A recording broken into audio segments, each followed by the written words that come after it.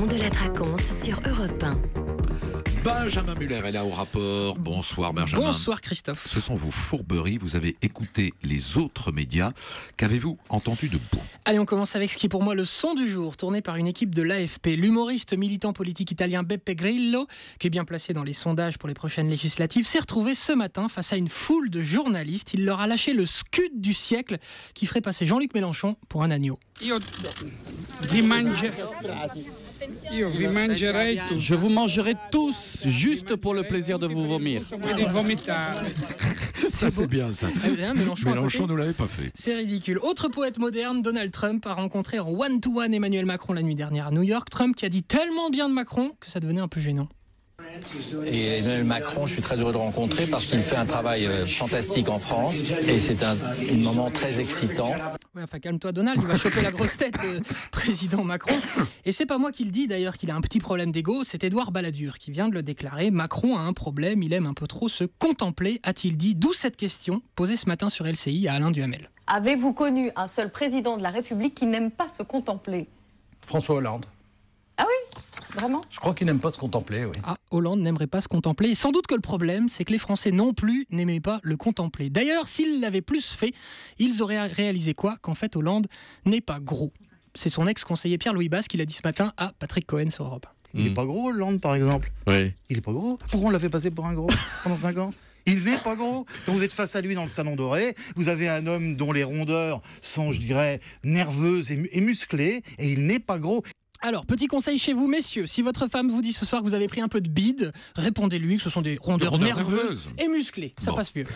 Des nouvelles d'un autre ancien président de la République, Nicolas Sarkozy. Qu'on n'entend plus beaucoup dans les médias, mais que les fans de foot voient encore régulièrement au Parc des Princes. Écoutez cette anecdote de son ancien ministre Éric Besson, invité de SFR Sport. Il parle de l'entraîneur du PSG, Unai Emery, et on comprend que pour Sarko, le foot, c'est très, très sérieux. J'accroche pas, je le dis franchement, avec Emery. Peut-être qu'il va tout gagner, que je vais passer pour le blaireau de service, c'est pas grave. Mais un jour, j'ai eu le malheur de le dire à Nicolas Sarkozy, j'ai pris une branlée orale que je n'ai pas oubliée, parce que lui est totalement convaincu. Voilà, une petite branlée orale. J'adore ça, la branlée orale. Sarkozy, ça doit toujours faire du bien. Poésie toujours, mais cette fois de la vraie poésie. L'acteur Philippe Duclos, c'est le juge Roban dans la série Engrenage, je le dis pour les fans.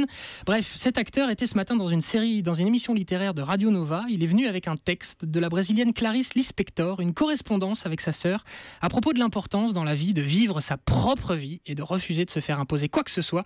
C'est magnifique. Ma petite sœur, écoute mon conseil. Respecte-toi plus que tu ne respectes les autres. Respecte tes exigences. Respecte même ce qu'il y a de mauvais en toi. Respecte surtout ce que tu imagines être mauvais en toi. Pour l'amour de Dieu, ne cherche pas à faire de toi une femme parfaite. Ne copie pas une personne idéale, copie-toi toi-même. C'est le seul moyen de vivre. Ça semble une morale amorale, mais ce qui est véritablement immoral, c'est d'avoir démissionné de soi. Voilà, c'est beau, hein, des beaux textes en radio de temps en temps, ça fait du bien. J'avais pas survendu et vous êtes prêts pour une belle transition. Allez, boum, ange de la télé-réalité, tout à l'heure. Là aussi, on parle d'amour. Tu dois faire un bisou sur la cuisse de Clément. Mais t'es sérieux là ? Bah, sur la cuisse, ça va, là, regarde. Allez, voilà. À l'intérieur de la cuisse. Merci. Un petit bisou à l'intérieur de la cuisse. Après tout, il faut de la poésie pour tous les goûts. On revient à la politique avec le retour médiatique de Marine Le Pen, particulièrement commenté. Oui, par petites touches, elle commence à accorder à nouveau des interviews et les plus observateurs auront remarqué qu'elle porte dorénavant des lunettes. Ça paraît rien, mais selon ce communicant sur CNews, c'est totalement réfléchi. Il y a des études en psychologie sociale qui ont montré qu'on appelle ça l'effet de halo. Quelqu'un qui porte des lunettes est spontanément crédité de plus de crédibilité que quelqu'un qui n'en porte pas. Ah d'accord, tout cela est donc calculé. Moi j'aimerais bien en manger un communicant de ces émissions sur les chaînes d'info continue pour les vomir juste après. Surtout, on va lui reposer une question avant de le manger si vous voulez bien Christophe, vous allez voir si ça va vraiment vous donner faim. Monsieur le communicant, vous pensez que cette paire de lunettes c'est donc une stratégie profondément réfléchie, j'imagine, dites-nous en plus.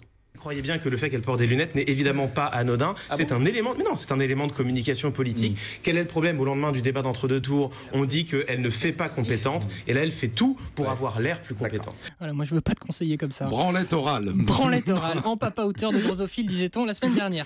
Toujours à propos de l'image, quel est le secret d'une émission de télé réussie ? Écoutez Audrey Pulvar, c'était ce matin dans Bonjour la France avec Daphné Burki sur Europe 1. Pour elle, la télé d'aujourd'hui, c'est ça.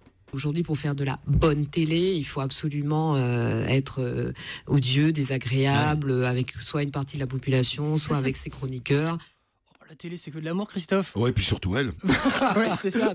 Dans son émission, elle donnait que de la bienveillance toujours. Bref, toujours à propos de l'image, terminons par ces quelques mots de Pierre-Louis Basse, qui lui n'en peut plus de cette tyrannie du tout filmé, tout montré, tout mis en scène. Il l'a dit donc à Patrick Cohen et Julie ce matin. Je pense que l'image est en train de nous engloutir. Regardez ce matin, vous pouvez pas vous gratter, vous pouvez pas ouvrir votre chemise parce que vous êtes filmé, Patrick Cohen. Ça vous dérange pas le matin? Non seulement vous n'êtes pas fainéant parce que vous arrivez ici à des heures pas possibles avec Julie qui fait ça depuis des années, mais en plus maintenant vous ne pouvez pas bouger l'orteil car vous êtes filmé. Voilà, pas simple pour les matinales. Nous on a du vol, Christophe, on n'est pas filmé, c'est quand même cool. On est filmé, regardez là, on est filmé pile là maintenant.